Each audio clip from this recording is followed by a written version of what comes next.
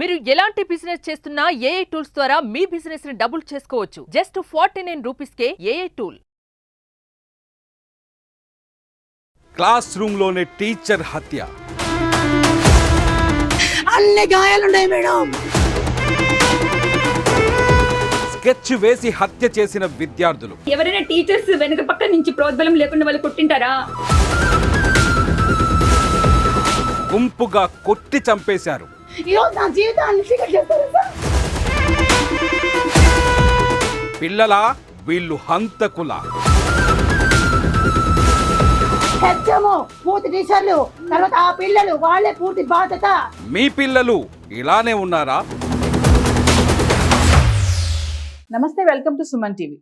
School ఏజ్లో ఉన్న పిల్లలకి కోపము, ఈగో, ఫ్రస్ట్రేషన్ ఇవన్నీ ఎందుకు వస్తున్నాయి అంటే దీనికి కారణాలు ఏంటి? సోషల్ మీడియా ఎఫెక్టా, పేరెంట్సా, అసలు టీచర్ స్టూడెంట్ బాండింగ్ ఎలా ఉంటుంది? మనం చూసుకుంటే జరిగినటువంటి ఇన్సిడెంట్ మరి అన్నమయ్య జిల్లా రాయచోటిలో పిల్లలు గొడవ పడుతున్నప్పుడు టీచర్ వెళ్ళి మధ్యలో ఎందుకు కొట్టుకుంటున్నాను అడిగిన కారణంగా మరి పిల్లలు టీచర్ పైన దాడి చేశారు అనే ఆరోపణలు అయితే మనం వింటున్నాము. మరి దీనిపైన మరింత సమాచారం ఇవ్వడానికి మనతో పాటు ఉన్నారు గెస్ట్ ఫ్యాకల్టీ కృష్ణప్రసాద్ గారు. సార్తో మాట్లాడదాం. నమస్తే సార్. నమస్తే నవీన గారు. సార్, ఇన్సిడెంట్ చూసారు కదా? ఎస్ అండి. ఒకప్పుడు మరి పిల్లల్ని కొడితే ఊరుకో, మేము మా పిల్లల్ని కొట్టకుండా చెప్పాలి మీరు ఏదైనా అని పేరెంట్స్ పిల్లలు టీచర్స్ చెప్పేవాళ్ళు. మరి ఇప్పుడు పిల్లలు టీచర్స్ ని కొట్టే స్థాయికి వచ్చారంటే అసలు పిల్లలు ఏం నేర్చుకుంటున్నారు స్కూల్లో? స్కూల్లో ఏం పాఠాలు నేర్పిస్తున్నారు పిల్లలకి అంటే ఏం చెప్తారు మీరు? నవీన గారు, మనం ఇంతకు ముందు చాలా టాపిక్స్ మాట్లాడుకున్నాము, ఎన్నో ఎపిసోడ్ చేసాము.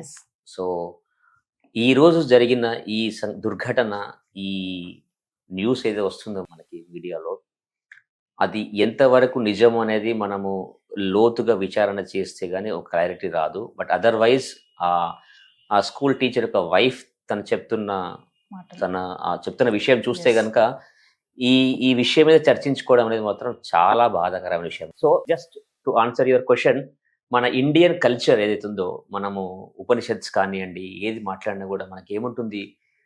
మాతృదేవో భవ, పితృదేవో భవ, ఆచార్య దేవో భవ. అంటే మనం ఎవరినైతే ముఖ్యంగా గౌరవించుకోవాల్సిన వాళ్ళు ఉంటామో, ముందు మన మదర్, తల్లి, నెక్స్ట్ ఫాదర్, ఆ తర్వాత స్థానం, అంత అగ్రస్థానం నెక్స్ట్ గురువుకే ఉంది. అంటే మన జన్మానిచ్చేది తల్లిదండ్రులు అయితే మనకి జ్ఞానం రూపంలో పునర్జన్మ ఇచ్చేది గురువు. అంటే అత్యంత ఉన్నతమైన స్థానం గురువు అనేది. సో ఇంత గొప్ప కల్చర్ ఉన్న మన భారతదేశంలో ఇటువంటి దుర్ఘటనలు జరగడం అనేది నిజంగా కూడా చాలా బాధాకర విషయం అండి. సో మీరు అడిగినట్లుగా ఇది ఎందుకు జరుగుతూ ఉన్నది, ఎందుకు ఒకప్పుడు మీరు చెప్పిన ప్రకారంగా ఒకప్పుడు పిల్లలు తప్పు చేస్తే గురువు దండించేవారు, దండించమని పేరెంట్స్ కోరుకునేవారు. ఇటువంటి సిచ్యువేషన్ నుంచి మనం ఎటు ప్రయాణం చేస్తున్నాము.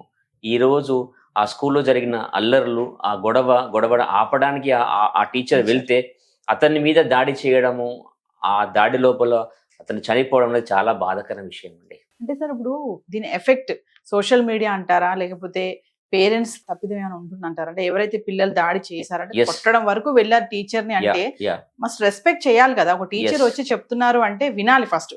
వినే బుద్ధి కూడా లేదు ఆ పిల్లలకి అంటే పేరెంట్స్ పాత్ర ఎంతవరకు ఉంటుందంటారు? సో మీరు ఒక రెస్పెక్ట్ అని ఒక మంచి వర్డ్ వాడారు ఇక్కడ. ఇప్పుడు నన్ను అడుగుతూ రెస్పెక్ట్ చేయాలని ఒక మంచి వర్డ్ వాడారు. రెస్పెక్ట్ అనేది చాలా ఇంపార్టెంట్ వర్డ్.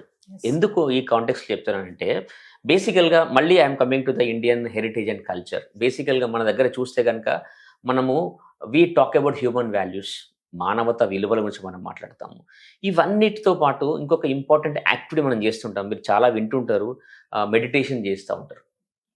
డిఫరెంట్ ఏజెస్ లోపల మెడిటేషన్ చేసి, ధ్యానం చేసి, అంటే ఈ మెడిటేషను, ధ్యానము, కొన్ని రకాల ఎక్సర్సైజెస్, యోగాలు, ఇవన్నీ వాటి యొక్క ముఖ్య ఉద్దేశం ఏంటంటే అండి, మన మైండ్ డిస్ట్రాక్టెడ్గా ఉంటుంది. మన ఆలోచనలు రకరకాలుగా పోతుంటాయి. ఈ డిస్ట్రాక్టెడ్ మైండ్స్ అన్నిటిని కూడా ఒక వైపుకు సింగిల్ ఫోకస్ తీసుకురావడం కొరకు చేసే ప్రయత్నమే meditation. The purpose of meditation, the objective of the purpose of yoga కేవలం ఫిజికల్ ఫిట్నెస్ కాదండి. It is about mental fitness. That is the prime importance, prime requirement of doing yoga and all. ఈ situation లోపల అంటే మన పురాణాలు, మన nature, మన అన్ని హ్యూమన్ వాల్యూస్ ప్రాక్టీస్ చేసే అన్ని కూడా డిస్ట్రాక్టెడ్ మైండ్ ని ఒక దగ్గర తీసుకురావడం చేసే ప్రయత్నం. కానీ ఏం జరుగుతుంది? రివర్స్ గా ఏం జరుగుతుంది? We are going against the nature. అంటే ఏమవుతున్నది? మైండ్ని డిస్ట్రాక్ట్ కాకుండా ఒక దగ్గర తీసుకొచ్చే కార్యక్రమం కాకుండా ఈ టెక్నాలజీ ద్వారా, మొబైల్ హ్యాండ్సెట్స్ ద్వారా, మీరు చెప్పిన సోషల్ మీడియా ద్వారా డిస్ట్రాక్షన్ పెరుగుతున్నది. అంటే మనం మైండ్ని ఒక దగ్గర తీసుకొచ్చే బదులుగా మనం ఇంకా దూరం చేస్తున్నాం. This is leading to lot of frustrations, lot of tension, peaceful లేకపోవడం అవుతుంది. దీనివల్ల ఏమవుతుందంటే, ముఖ్యంగా ఏమవుతుందంటే ఓపిక నశించిపోతున్నది, టాలరెన్స్ లెవెల్స్ తగ్గిపోతున్నాయి. ఎప్పుడు మనిషి ఇంకొక వ్యక్తి మీద దాడి చేస్తారండి? It is not about school student, it is of any age, any gender.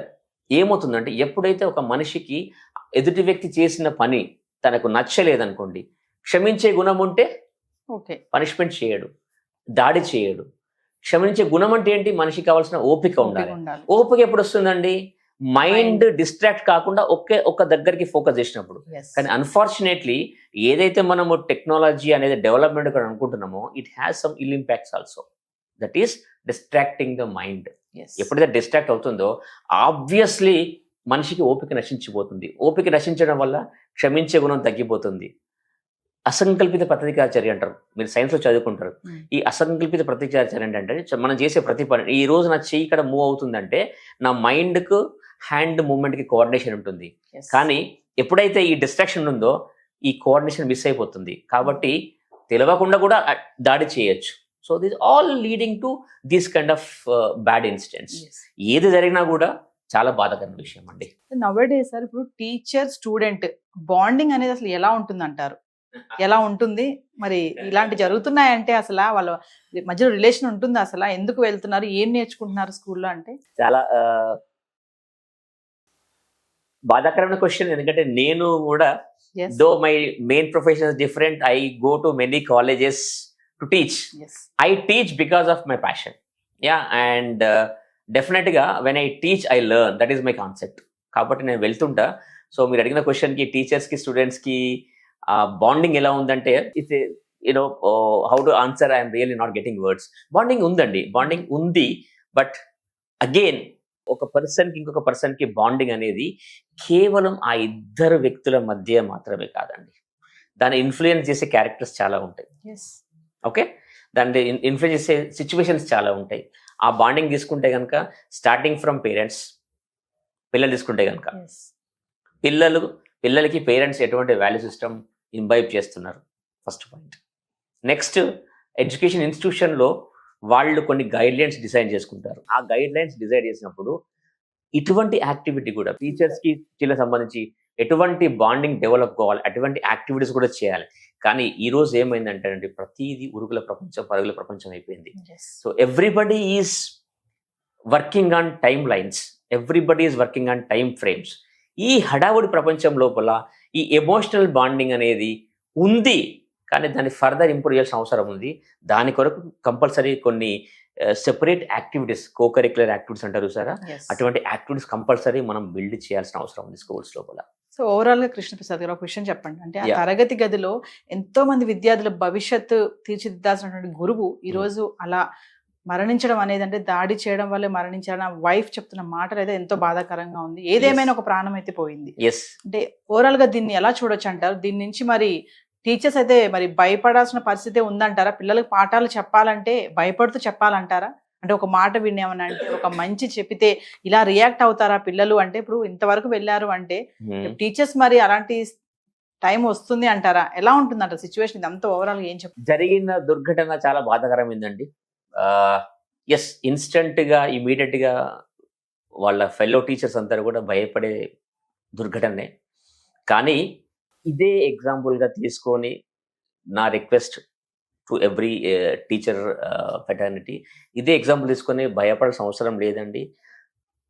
గురువులుగా, టీచర్స్గా మన బాధ్యతనే వాళ్ళని సరిదిద్దడం కొరకు. కాబట్టి మనమంటే ఎవరైతే టీచర్స్ ప్రొఫెషన్ ఉన్నారో వాళ్ళే ఈ దుర్ఘటన బేస్ చేసుకొని భయపడితే సరిదిద్దాల్సింది పోయి మనం చేయాల్సిన పని కూడా చేయకుండా ఉండే అవకాశం ఉంది. కాబట్టి సిస్టంలో చేంజ్ వస్తుంది. పిల్లలకి మనము ఖచ్చితంగా స్టార్టింగ్ ఫ్రమ్ పేరెంట్స్కి కూడా నా రిక్వెస్ట్ ఏంటంటే, దయచేసి పేరెంట్స్కి నా రిక్వెస్ట్ ఏంటంటే, పిల్లలని డిస్ట్రాక్షన్స్కి కాస్త దూరంగా ఉండే ప్రయత్నం చేయించాలి. డిస్ట్రాక్షన్స్ అంటే మొబైల్ యూసేజ్ కావచ్చు, సోషల్ మీడియా కావచ్చు, అలా అని చెప్పేసి మనం వేరే కొన్ని వింటున్నాము, మొబైల్ హ్యాండ్సెట్ లాక్కుంటే పిల్లలు సూసైడ్ చేసుకునే సందర్భాలు ఉన్నాయి. ఎస్ దాని ద్వారా ఆ భయాలు పేరెంట్స్ కూడా ఉన్నాయి. నేనేమంటున్నా అంటే కంప్లీట్ గా మనము పిల్లలకి బేసికల్ గా చేయాల్సిన ఒక ఇంపార్టెంట్ ఆస్పెక్ట్ ఏంటంటే, ఏదైనా ఒక సలహా పిల్లలకి ఇస్తున్నాము అంటే కనుక ఒక సలహా రూపంలో వెళ్ళాలి, అదొక పనిష్మెంట్ రూపంలో వెళ్ళకూడదు. It is either from the teacher or from the parent. ఇద్దరు ఈక్వల్ రోల్ ప్లే చేస్తారు. అందుకే నేను చెప్పాను, మాతృదేవో భవ, పితృదేవో భవ, ఆచార్య దేవో భవ. అంటే ముగ్గురు కూడా పిల్లల జీవితాన్ని సరిదిద్దాల్సిన బాధ్యత వాళ్ళ భుజాల మంది. కాబట్టి ఇటువంటి ఏది ఉన్నా కూడా వాళ్ళకు సలహా రూపంలో, వాళ్ళకు ఉపయోగపడే రూపంలో చెప్పాలి తప్ప ఒక పనిష్మెంట్ రూపంలో ఇవ్వద్దని నా request. Thank you sir. Thank you very much.